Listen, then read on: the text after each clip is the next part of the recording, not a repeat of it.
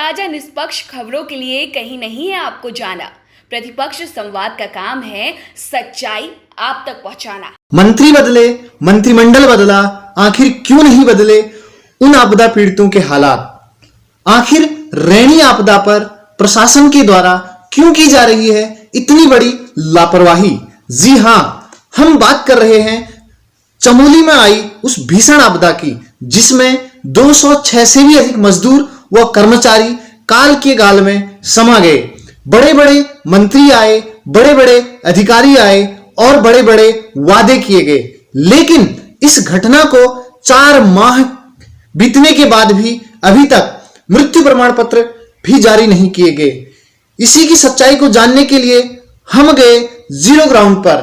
मैं खीम सिंह कोरंगा, आज हम मौजूद हैं चमोली जनपद के जोशीमठ तहसील में स्थित रैनी गांव में, जहां पर एवलांच आने के कारण डैम टूटने से ऋषिगंगा तथा धौलीगंगा नदी पर भीषण बाढ़ आई। इसमें किसी ने अपने भाई को खोया, तो किसी ने अपने पिता को, तो किसी ने अपने बेटे को खोया। इसी भीषण बाढ़ की वजह से लगभग 200 से ज्यादा परिवारों के चिराग बुझ गए। आज आपदा को लगभग 4 महीने बीत चुके हैं। आखिर उनके परिवार को सरकार के द्वारा क्यों जारी नहीं किया गया मृत्यु प्रमाण पत्र? आखिर किस हाल में जी रहा है आपदा पीड़ितों का परिवार? कंपनी से पैसा मिलेगी, सरकार से पैसा मिलेगी, कोई नहीं देता है। नहीं दिया, थोड़ा थोड़ा राशन दिया, 5-6 किलो इतना आटा दिया, पैसे पूछा कुछ नहीं दे रहा है हम लोगों को। और कपड़े कुपड़े भी हम ऐसे नहीं थे, ये बच्चे भी नंगे थे, रीनी से नंगे लाए थे, लोगों ने दिया, गाँव वाले ने दिया, चप्पल जूते सारे कपड़े कुपड़े दिए। आप यहाँ पे जो है आपके परिवार के कितने लोग हैं यहाँ पे? सास है और मेरे जेठाजू है, बस इतना है, 2 बच्चे एक पेट में। तो उनके पति वहाँ पे थे, इनका कहना है, और सरकार और शासन प्रशासन के स्तर से भी जो है अभी केवल इनको जो है राशन मुहैया कराया गया था उस टाइम पे तत्कालीन स्थिति पर। और अभी वर्तमान स्थिति की अगर मैं बात करूँ तो ये लोग जो है बेरोजगार हैं, इधर कोई काम के लिए भी नहीं है और उनके पास खाने के लिए राशन भी नहीं है। और अपने जो है पति की जो मृत्यु प्रमाण पत्र होता है उसके लिए वो पिछले 3 या 4 महीने से जो है इंडिया में रुके, मतलब लगभग 4 महीने से इंडिया में रुके हुए हैं। उन पर वो कह रहे हैं कि आश्वासन पे आश्वासन दिया जा रहा है, लेकिन उनके लिए यहाँ पे किसी प्रकार का कुछ भी मतलब आर्थिक सहायता न तो सरकार के स्तर से दी गई है, मृत्यु प्रमाण पत्र भी जो है जारी नहीं किया गया। तो इनका ये दर्द, अपना दर्द वो खुद बयां कर रही हैं और उस केस की प्रत्यक्षदर्शी भी हैं। तो मैं शासन से दरख्वास्त करूंगा कि इनके साथ भी जो है इंसाफ होना चाहिए। तो दोस्तों, यहाँ पे जितने भी जो नेपाली मूल के पीड़ित लोग हैं, उनकी जो यहाँ पे पूरे परिवार को देखने की, उनकी सहायता करने का जो काम कर रहे हैं हमारे बीच हैं मंगल भाई। तो बताएंगे उनको जो है किन किन समस्याओं को देखना पड़ रहा है यहाँ पे, क्या क्या समस्याएं यार आप लोगों के समक्ष, आप इन पूरे परिवार के लोगों की जिम्मेदारी आपने अपने ऊपर ले रखी है, तो किस प्रकार से आप इनकी सहायता कर रहे हैं, मदद कर रहे हैं? इसको करना था सर, पहले जब इसका आपदा आया इनके उस टाइम में तहसील वाले ने थोड़ा राशन दिया, उसके बाद थोड़ा मार्केट से दिया किसी ने, अब उसके बाद तो आजकल कोई राशन भी नहीं दे रहे, कुछ भी नहीं दे रहे। इनका कमरा किराया, बच्चे बीमार हो रहे, हर समस्या है। एक बार ठेकेदार ने 20,000 दिए थे घर जाने के लिए। हाँ, कोई लोग घर में गए और लॉकडाउन हो गया, उधर ही फंसे। किसी के इनमें बच्चे हैं, अब इनको वो 20,000 तक क्या होता था 2-3 महीने में, अभी ख़त्म हो गया। इनका कमरा किराया देने के लिए, बच्चे को दवाई करने के लिए सब चीज़ का दिक्कत है। किसी का कपड़ा नहीं है, किसी के कुछ नहीं है, हर दिक्कत है सर। मकान मालिक भी बोल रहा है किराया लाओ, महीने 2 महीने किराया कहाँ से देंगे?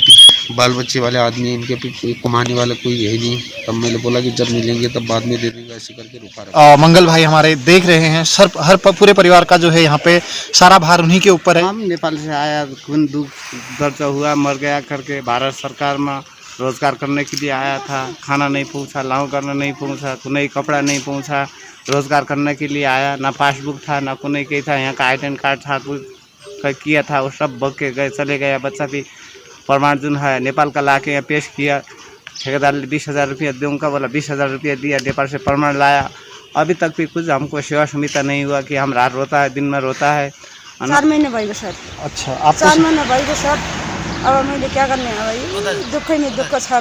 घर पड़ा हुआ है, लड़का के लिए ये पोता पोती मुझे पैसा लेने के लिए आया था। लड़का तो चले गया बोलते उधर।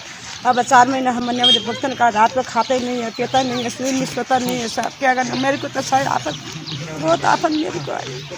ये बहू पैदा हो जाए कि मैं कैसा भी आ रहा हूँ, मेरा लड़का तो नहीं है, मैं कैसा भी आ रहा हूँ। बुढ़ी आदमी, मेरा लड़का छोटा है, घर लिया मैं सब कुछ सुनकर तो मेरा बच्चा को चमोली गढ़वाल के जोशीमठ तहसील में प्रतिपक्ष संवाद से खीम सिंह कोरंगा यहाँ पहुंचा हुआ हूँ। एक्चुअली हम अभी जो है यहाँ पे हमारी एसडीएम मैडम है सुश्री कुमकुम जोशी जी, तो हम उनसे जो है रैणी केस के सिलसिले में कुछ बात करना चाहेंगे। तो हमारे बीच हैं एसडीएम मैम। पहला क्वेश्चन ये है कि इसमें जो प्रशासन के स्तर से जो है मृत्यु प्रमाण पत्र जारी करने के लिए जो है क्या क्या प्रक्रियाएं अपनाई जा रही हैं? देखिए, इसमें जो शासनादेश हमें प्राप्त हुआ था उसके अनुसार 21 फरवरी को शासनादेश हमें प्राप्त हुआ, तो लगभग 1 महीने के अंतर्गत ही हमने 104 लोगों के प्रारंभिक आदेश पारित कर दिए हैं। प्रारंभिक आदेश पारित करने के 30 दिन बाद ये शासनादेश में हमें कहा गया है कि 30 दिन बाद आप मृत्यु प्रमाण पत्र निर्गत करेंगे। तो ये प्रक्रिया अभी चल रही है। चमोली जनपद के 27 मृत्यु प्रमाण पत्र हमने निर्गत कर दिए हैं क्योंकि उसमें समयावधि पूरी हो गई थी, और बाकी जो बचे हुए हैं टोटल 35 थे, वो अभी उसकी समयावधि पूरी नहीं हुई, तो जिस दिन 30 डेज कंप्लीट हो जाएंगे उस दिन वो पारित कर दिए जाएंगे। साथ ही इन सभी को 42 लोगों को कॉम्पनसेशन हमने दे दिया है, जो लोगों की शव पहचान हो गई थी। जिन लोगों की शव पहचान नहीं हुई थी और जो लोग मिसिंग हुए थे उनका डेथ सर्टिफिकेट 27 का, जैसे मैंने आपको बताया, निर्गत कर दिया है। तो उनकी स्वीकृति हो चुकी है इसकी कॉम्पनसेशन की, और उनको भी कॉम्पनसेशन देने की प्रक्रिया अभी चल रही है। देखिए, जो शासनादेश हमें प्राप्त हुआ है उसमें नेपाली या अन्य जो भी अन्य देश के नागरिक हैं उनके संबंध में दिशा निर्देश नहीं प्राप्त हुए हैं, जिसमें मैंने जिलाधिकारी महोदया को पत्र लिखकर दिशा निर्देश के लिए पूछा है, और मैडम ने भी शासन से ये पूछा है कि हमें नेपाली मजदूरों का मृत्यु प्रमाण पत्र हम किस प्रकार से निर्गत करें, उसके संबंध में शीघ्र अतिशीघ्र हमें वो मार्गदर्शन करें। साथ ही नेपाली परिवार जो हमारे सुनील जोशीमठ बड़गांव में रहते हैं, उनके घर पर लगातार हमारी टीम राशन दे रही है, और मैंने स्वयं भी व्यक्तिगत रूप से कई नेपाली महिलाएं जो प्रेग्नेंट थी, जो यहाँ पर अकेली रह गई, उनकी वित्तीय सहायता की। देखिए, अगर ऐसा कोई आपके संज्ञान में आया है, क्योंकि जितने भी परिवार मेरे पास आए थे और मेरे जो स्वयंसेवक और मेरी टीम लगी हुई है, उनके घर पर हम प्रत्येक 15 दिन में 15 दिन का राशन देते हैं। अगर आपके पास ऐसा कोई मामला आया है जिस परिवार तक राशन नहीं पहुंच पाया है, तो मैं आपसे अनुरोध करूंगी कि कृपया तहसील प्रशासन को मुझे स्वयं सूचित करें, और उनके घर पर हम ये पूरा आश्वासन देते हैं कि एक ही दिन के अंदर जितना भी राशन उनको चाहिए वो पहुंचा दिया जाएगा। बागेश्वर को भी हमने 3 बार मैंने अनुस्मारक भी भेज चुका है, और तहसील कपकोट में व्यक्तिगत रूप से दूरभाष पर भी मैंने एसडीएम साहब से बात करी है, और उनको मैंने वो जो बयान या जिस भी तरह से हमें जांच रिपोर्ट चाहिए वो स्वयं व्हाट्सएप करा है, ताकि इस प्रक्रिया में देरी ना हो। कपकोट से हमारे पास 2 मामले हैं, दोनों में हमारे पास अभी रिपोर्ट प्राप्त नहीं हो पाई है, तो इसीलिए मैं लगातार संपर्क में हूँ। जिस भी जगह पर टिहरी, कपकोट और एक पौड़ी, तो यही उत्तराखंड के केवल यही केसेस हमारे पास अभी पेंडिंग है, और इसमें मैं व्यक्तिगत रूप से जो भी एसडीएम्स हैं, अगर अपने कार्य में थोड़ा व्यस्त हो गए हैं तो उनको बार बार रिमाइंड करा रही हूँ कि कृपया इस कार्य को थोड़ा शीघ्र कर दें, ताकि हम अपने एटलीस्ट उत्तराखंड के जो हमारे बंधु जिनकी मृत्यु हुई है उनका प्रमाण पत्र हम जल्द से जल्द निर्गत कर सकते हैं। मेरे कार्यालय से आप प्रतिलिपि ले लीजिए उसकी, तो इससे आपके पास साक्ष्य भी हो जाएगा, और आप स्वयं भी एक बार ऑफिस जाकर अगर नहीं प्राप्त हुआ है वहां पर, तो स्वयं आप उप जिलाधिकारी को उपलब्ध करा दीजिए। धन्यवाद। ताजा निष्पक्ष खबरों के लिए कहीं नहीं है आपको जाना। प्रतिपक्ष संवाद का काम है सच्चाई आप तक पहुंचाना।